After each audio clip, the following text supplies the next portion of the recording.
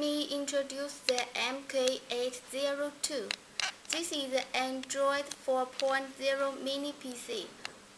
Sometimes we call it an Android smart box.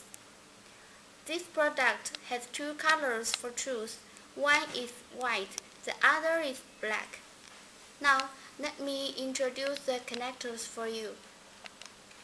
HDMI port, DC in for the power adapter.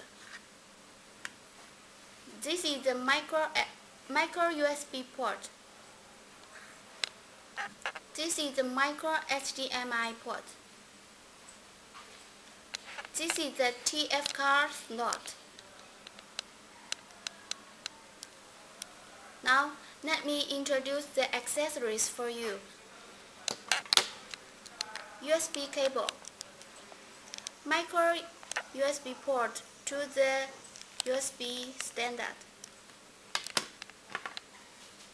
USB adapter, micro USB port to the USB female port,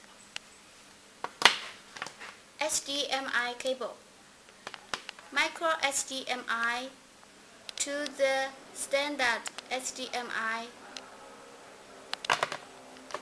This is the power adapter. Let us to check the parameters. Okay.